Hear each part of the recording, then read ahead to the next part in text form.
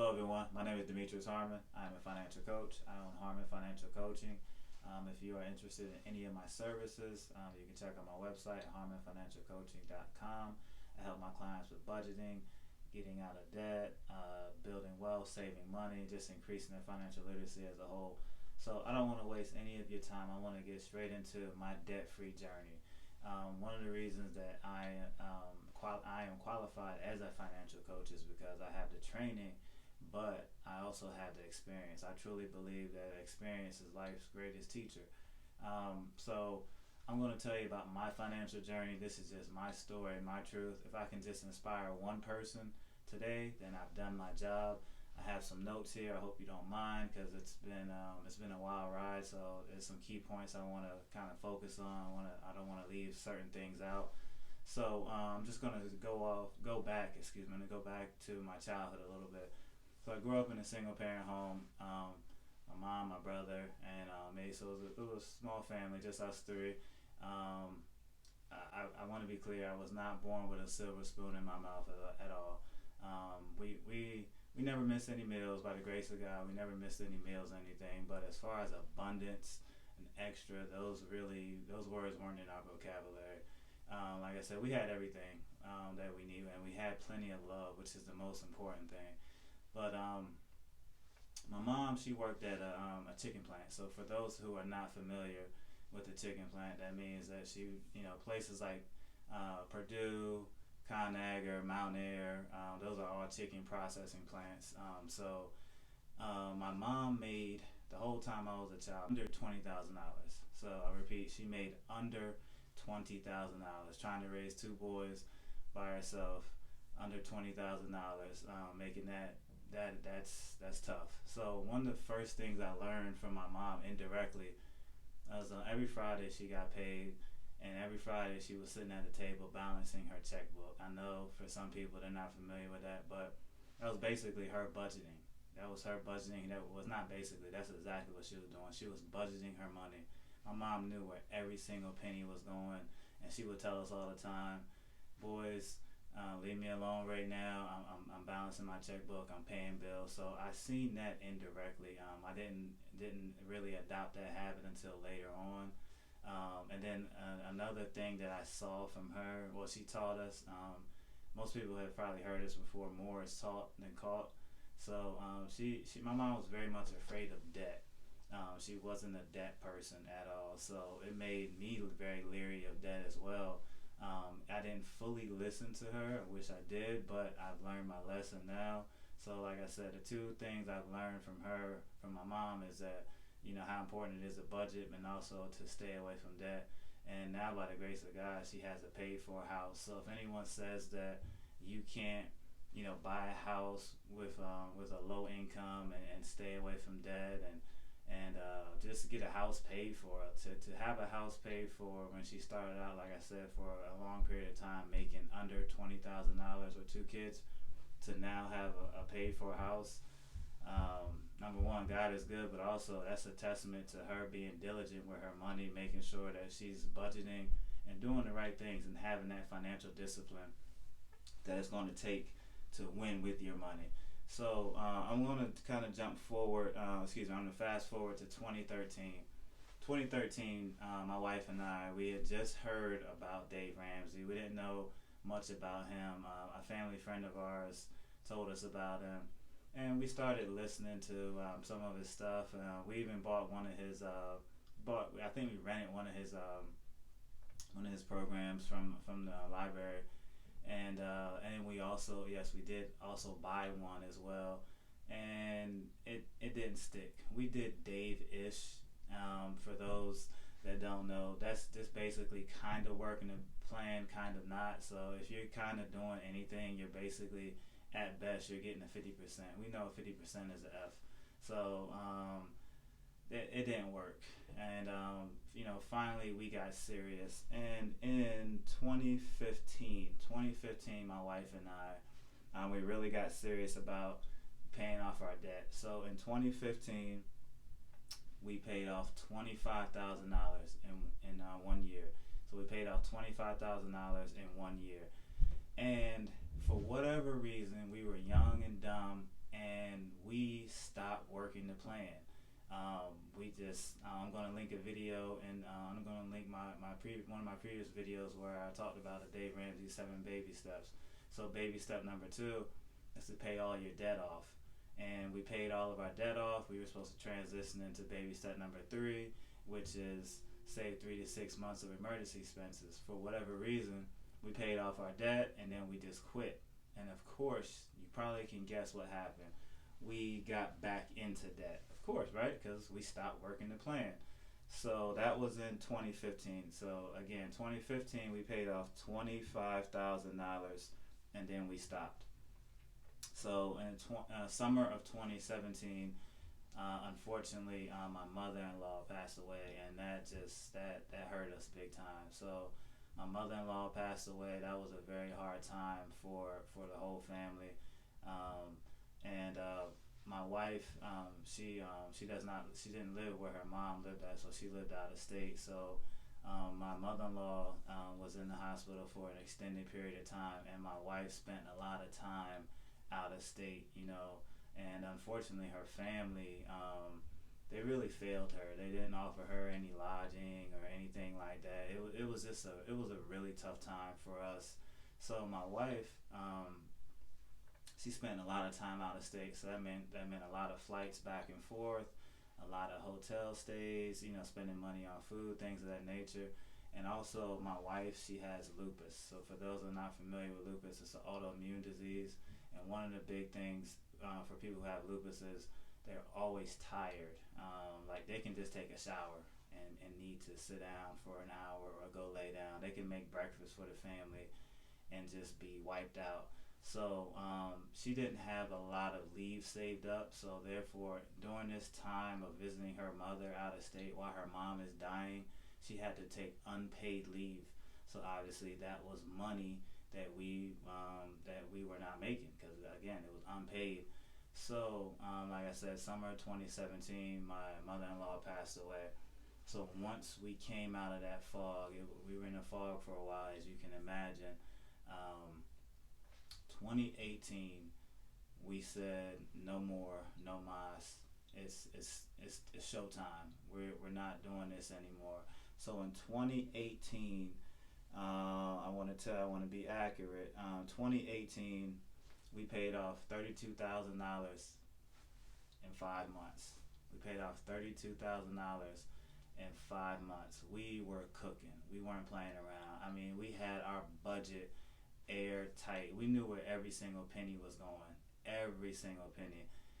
When you are budgeting your money, you have to be so diligent. And you have to know where every single penny is going. Every dollar has an assignment.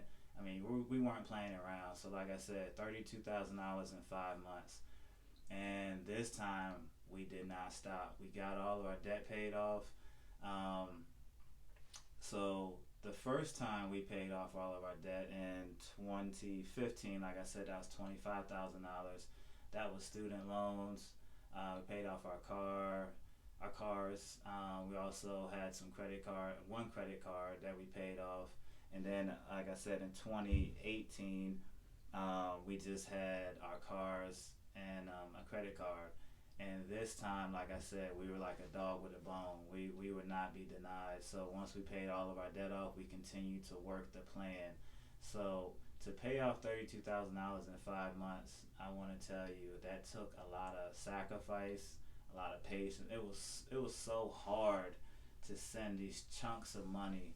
It's hard to write a check for $4,000 and $1,200 and $1,800. I mean, it was gut wrenching for me, but I knew that on the other side of that, how we were going to feel, because experts say that 25% of Americans' paycheck goes towards debt. I'm gonna say it again. On average, 25% of Americans' paycheck goes towards debt. That means some paychecks go.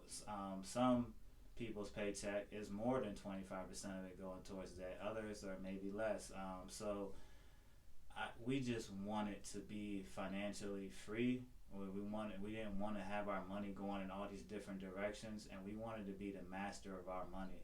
So in 2018, that was our we had enough moment. No more, no mas. It's game on. And in 2018, we had an awakening. Um, when it comes to paying off your debt, you're gonna have to figure out your financial why. If you don't know your financial why, it's gonna be hard because that's going to be the engine that gets you up the hill, because it's a hill that you have to climb, and you're going to need an engine to get you up that hill. And your financial why is going to be the carrot in front of the donkey that just drives you. And once you figure out your financial why, don't let go of it. Don't worry about what other people are saying. Don't worry about what your family is saying. Don't worry about what your friends are saying. Just stay focused, laser focused on paying off your debt, building wealth, and just being intentional with your money. So I want to look at some more notes here. Um, so I want to tell you what happened. If we weren't out of debt, this would have been a serious situation. So in 2019, I was working at I was a paid intern, and I was working Monday through Thursday, and on Fridays I was off. So I remember being off one Friday, and I never forget this day. My wife, she checked the account, and she said, "You didn't get paid today." And I was like, "Huh." I checked the account. Of course, she's right. I didn't get paid. And I was like, "What?" So I called my HR again. This is my day off. So I called my HR. It was on a Friday, and they said that they're going to look into it. That's what they said. So fast forward to that Monday, I go talk to my HR, and my HR rep was like really nervous. I could tell he thought I was gonna like get really mad at him. He thought I was gonna be super aggressive. He didn't know what to expect. I could tell he was very anxious. I told him, I said, as I sent him an email, he understood what was going on. He said, "We're looking into it." Um, Turns out, this is what they told me, that somehow they forgot to pay me. True story, they forgot to pay me. And keep in mind, I had been working with them for probably at this time, maybe 7 months or so. I had been with them for a few months now, quite some time, I should say. And they just forgot to pay me. I don't even know how that happens. But thank God, we already had our finances in order. We had emergency fund. I mean, we were, like I said, we were financially focused. So I want to say that Wednesday, really close to close of business, really close to 5 p.m., they deposited my check that they should have given me that Friday. And I've said this in my other videos. When you have money, emergencies aren't emergencies. They just become inconveniences. And I was so calm about it. And even my supervisor said, "How are you so calm about this?" She's like, "I would just be throwing stuff." And I was like, "For what?" I was like, I'm not trying to brag, but I had my finance in order. And if this one paycheck is going to put me under the table, then something's wrong. Unfortunately, a lot of times that's a lot of people's situation, though. I mean, they're like one paycheck away from Panicville. And like I said, when you have money, emergencies just become inconveniences. So I want to share with you another story. In September of 2019, my wife, she was making 6 figures at her job, and her job started to kind of go downhill. Really around 2017, to be honest with you. So you think about 2017, she lost her mom. 2018, we're paying off debt, and her job wasn't acting right, giving her a lot of stress, and it started to affect my wife's health. And like I mentioned, she had lupus, so it's giving her headaches. I seen my wife; her energy level was getting even lower. She was coming home just not in a good place, and the weekends were just time for her to kind of unplug.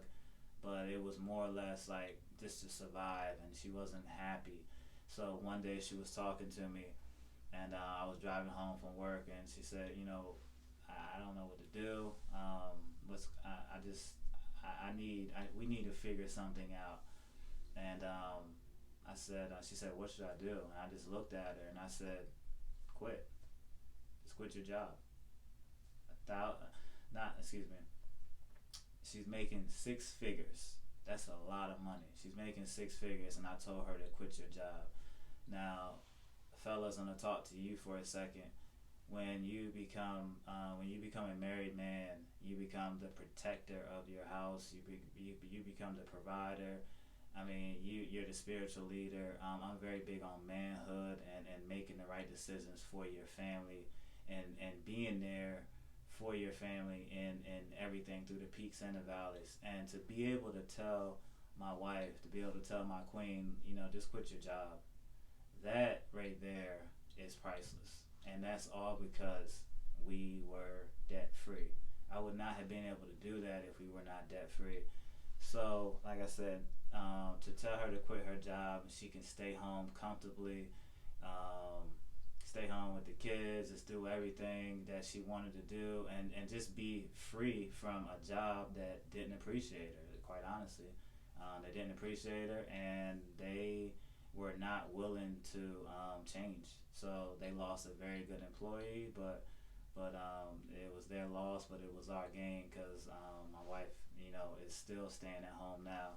So I want to tell you some things a little bit about how it has affected our lives. So my wife is in law school. So next month, May is May of 2021, depending on when you're watching this video. May of 2021, my wife will graduate law school debt free. I'm gonna say it again. My wife is gonna graduate law school debt free in May of 2021 by the grace of God. That's through Montgomery GI Bill, a small scholarship that she received literally the last semester of law school, and then just guess what? Us paying out of pocket. My wife goes to law school in the evenings. We've been paying out of pocket for 5 years. Now, if you don't know, law school is a lot of money. Law school is not cheap.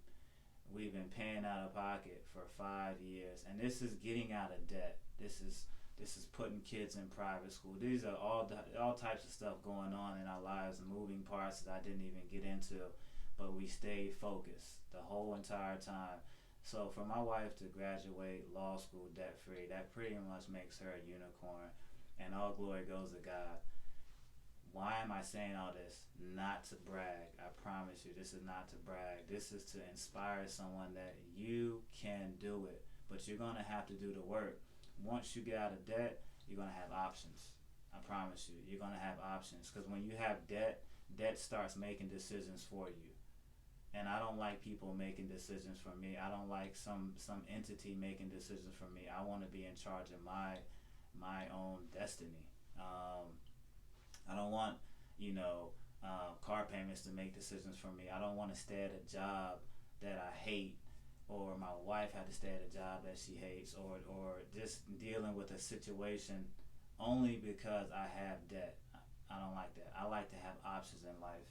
So, I'm looking at my notes, excuse me. So, when you have debt, what's going to happen is you're going to get so comfortable with it, and you're just going to be making decisions based on your debt. And here's the thing, you won't even know it. You'll look at something and say, oh, I can't afford that, or how would we ever be able to go there? So another thing I want to share with you, and let's see here, I think this was 2019. Yes, 2019, we were able to go on a luxurious vacation. We had been on vacations before, but this was a luxurious vacation. But here's the thing, we paid for it ourselves. We cash flowed it. People say the best vacation is the vacation that never follows you home. That means you don't have to go on vacation and then wait on a credit card bill. We just cash flowed this vacation, and it was awesome. It was glorious. It was the best vacation we ever had. We went to Sunny Isles, Florida. We stayed at the Aquilina, and to pay for our vacation out of pocket and not worry about paying for it later, that just made it that much sweeter. So before I wrap up, I just want to tell you a few things real quick, just to summarize. If you're going to get out of debt, you're gonna have to find out your financial why, because that's gonna get you up that hill. Because it's a monster, it's a beast. I'm gonna be honest with you. Getting out of debt is like it's a fist fight in a phone booth, and it's not about skill or anything. It's gonna be about stamina. It really is. It's gonna be about stamina. It's gonna be about finding out your why and sticking to it. So just real quick, just some reasons why you want to get out of debt. Like I mentioned before, debt starts making decisions for you. There are so many people staying at their jobs right now and they hate it. They're doing unfulfilling work, and then you wonder why they're grumpy, because they have debt. They have debt just hanging around their neck, but they can't leave because I've mentioned this in my videos before. I owe, so off to work I go. I don't like that. I want to be in control. So get out of debt so that way it can stop making decisions for you. Maybe you have a dream. Maybe you want to relocate. Maybe you want to relocate to a different state. Maybe you want to relocate to a bigger city. Whatever the case may be. But it seems like you can't because you have debt. Again, get the debt paid off, and you will be. It's gonna open up so many options for you. I promise you. Maybe you want to move out of your parents' house. Maybe you're tired of living in the basement. Maybe you're tired of just living with your parents. You love them, but it's just time to go. But you can't because you have student loans. Get the debt paid off, and I promise you, you will be able to do it. Follow the 7 baby steps, and baby step number 2 is paying off all your debt, listing all your debts from smallest to largest. Don't worry about interest rates. Send all your extra money to your smallest debt first. Pay minimum payments on your other ones, and just keep throwing all the extra money until you kill that smallest debt. Then you move on to the next one and the next one and the next one. Emphasis on debt snowball. It works, I promise you. Please, if you want to live a better life, a stress-free life, get rid of the debt. All right. A few more other things. Maybe there's something you want to do for your kids. This is a good one. Maybe you want your kids to go to a private school. Maybe you live in a place where the school district isn't so great, and you always wanted to send them to a particular private school, but you can't afford it. Why? Because you have debt. Do not send your kids to private school and use your credit card every month to pay tuition. Don't do that. You're gonna end up losing your house.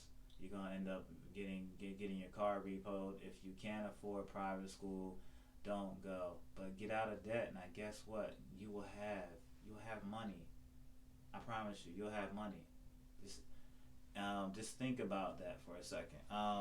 Let me see if there are any more that I may want to mention. Oh, last but certainly not least, some people really want to give back to their community, but they can't.